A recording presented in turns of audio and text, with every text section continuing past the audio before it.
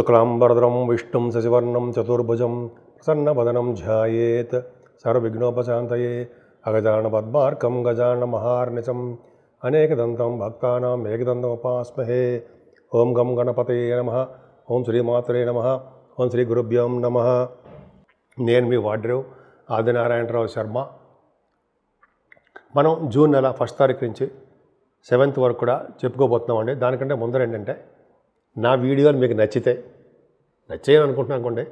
నచ్చితే మీరు లైక్ చేయండి, షేర్ చేయండి, అలాగే సబ్స్క్రైబ్ చేయండి, నన్ను ఆశీర్వదించండి. వృశ్చిక రాశి వారికి ఫైనాన్షియల్గా ఎట్టి పరిస్థితుల్లోనూ వెనకంజ వేయరండి. మీకు రావాల్సిన డబ్బులు మరింత ముందు మీరు అనుకున్న దానికంటే ముందు వచ్చేస్తూ ఉంటాయి. అంటే జనరల్గా అనుకున్న ముందు కాదంటే మీకు డబ్బులు లోటు ఉండవని అర్థం. అలాగే మీరు ఎక్కడికి వెళ్ళినా భుజించడం అంటే ఫుడ్, ఎక్కడికి వెళ్ళినా ఫుడ్ ప్రేమతో మీరు తీసుకుంటారు, బాగుంటుందండి. అంతేకాకుండా ద్వితీయ భావానికి గురుడు అదృష్టం వల్ల వాహనాలు, ఆభరణ సౌఖ్యము, విద్య బాగా రాణిస్తుందండి. అలాగే మీరు చాలామంది మీద గాయకులు ఉన్నారు, వాళ్ళకి పాటలు పాడతారు. అలాగే యాంకరింగ్ వృత్తిలో వాళ్ళకి బాగుంటుంది, చాలా అద్భుతమైన కాలము. అలాగే షార్ట్ జర్నీస్ ఎక్కువ చేస్తుంటారు, ప్రయాణాలు చేయడం ఎక్కువ, అదొక అదృష్టం ఉందండి. అదృష్టం అంటారు, అదృష్టమే. ప్రయాణాలు చేస్తుంటారు, మీ తమ్ముడు కలుస్తుంటారు, మీ వే ఆఫ్ లివింగ్ స్టైల్ మార్చేస్తూ ఉంటారు. అదే 4th భావంలో రాహు, అమ్మ బాబోయ్ ఏమనుకోకండి, 4th భావంలో రాహు ఆభరణ యోగాన్ని, ధనయోగాన్ని వృద్ధి కలిగిస్తూ ఉంటాడు. గురుదృష్టి కదా, ఖచ్చితంగా బాగుంటుందండి. ఫారిన్ కంట్రీస్ కూడా వెళ్ళడానికి ఒక చతుర్థ రాహు కూడా కారకుడు అవుతున్నాడు కదా మీకు. ఎక్కడ చూడండి, ఎక్కడైనా కాంబినేషన్స్ చూస్తూనే ఉంటాయి, ఎక్కడ చూడండి కాంబినేషన్స్ కలుస్తూనే ఉంటాయండి. అంటే అందరికీ వెళ్ళిపోతారా అని మాత్రం అనుకోకూడదు. వాళ్ళ జాతకాల రీత్యా వాళ్ళకి చదువు రీత్యా వెళ్దాం అనుకుంటున్నారు అనుకోండి, ఆటంకాలు కలగకుండా విదేశాలు వెళ్తారని అర్థం. వ్యాపారాలు రీత్యా అనుకోండి, సమయానికి అన్ని పరిస్థితులు అనుకూలించడం వల్ల వాళ్ళ ఫ్లైట్ ఎక్కుతారు, విదేశాలు వెళ్తారు. అట్లా అన్ని సౌకర్యాలు కలుగుతాయండి. విదేశాలకి చదువు రీత్యా వెళ్తారు. అలాగే పంచమస్థానం శని ఉన్నాడు, పంచమస్థానం శని కూడా మీకు యోగాన్ని కలిగిస్తుంటాడండి, ఇబ్బంది పడాల్సిన అవసరం లేదు. అలాగే 6th హౌస్లో శుక్రుడు, అలాగా శుక్రుడు 12వ భావాధిపతి శుక్రుడు 6వ భావం ఉన్న 6వ భావంలో శుక్రుడు మాత్రం చాలా తప్పండి.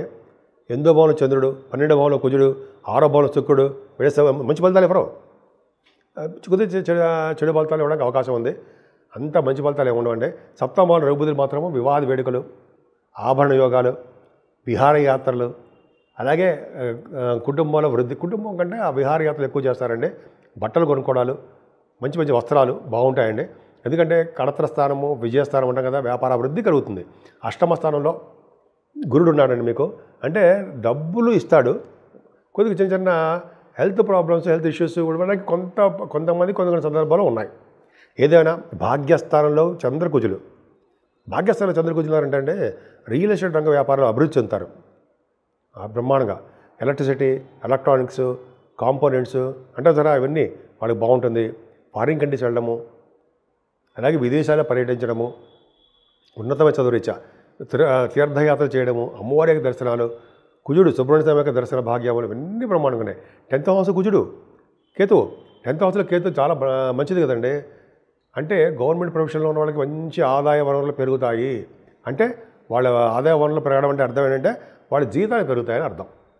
జీతాలు పెరగడము, ప్రమోషన్స్ రావడము, ప్రమోషన్స్ రీత్యా వేరే చోట కొద్ది చిన్న దగ్గర వరకే ట్రాన్స్ఫర్స్ అవ్వడము జరుగుతుంది.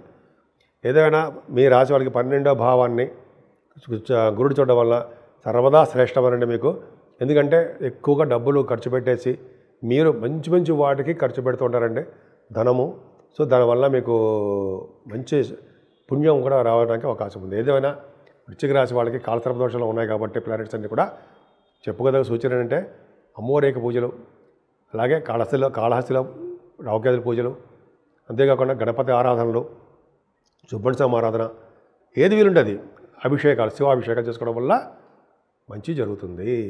12 రాశుల వారికి చెప్పదగ్గ సూచన ఏంటయ్యా అంటే, ఎప్పుడు చెప్తున్నట్టుగానే మేషరాశి నుంచి వృషభ రాశి వారు, మేషరాశి నుంచి మీనరాశి వారు కూడా ముఖ్యంగా అన్ని గ్రహాలు రాహుకేతుల మధ్యలో బంధించబడ్డాయి.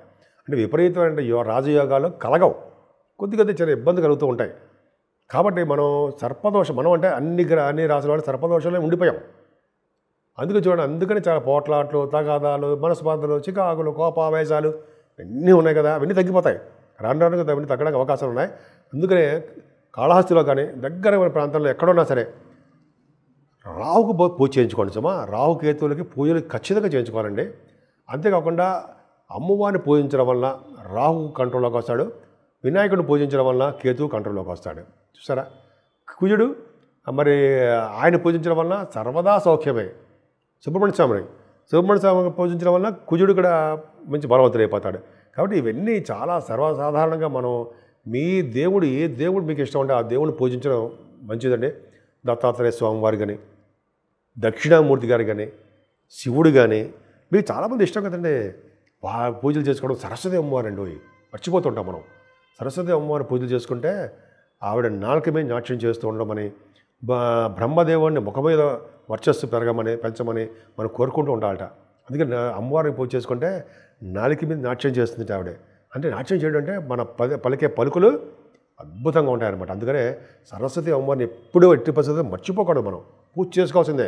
అంటే విద్యార్థులే కాదండి, మంచి అందరికీ ఉపయోగపడుతుంది అన్నమాట. సో అన్ని గ్రహాల అన్ని రాశుల వాళ్ళకి సర్వశుభాలు సర్వ సౌఖ్యాలు కలగాలని, అన్ని సందర్భాల్లో కూడా మీరు సంపూర్ణ ఆరోగ్యవంతులుగా ఉండాలని ముఖ్యంగా అది కావాల్సిందే ఆరోగ్యం.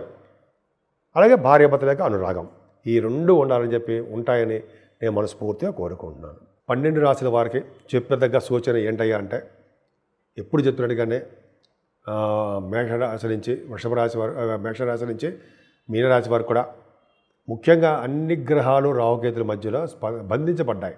అంటే విపరీతమైన రాజయోగాలు కలగవు, కొద్ది చాలా ఇబ్బంది కలుగుతూ ఉంటాయి. కాబట్టి మనం అంటే అన్ని రాశుల వాళ్ళు సర్పదోషంలో ఉండిపోయాం.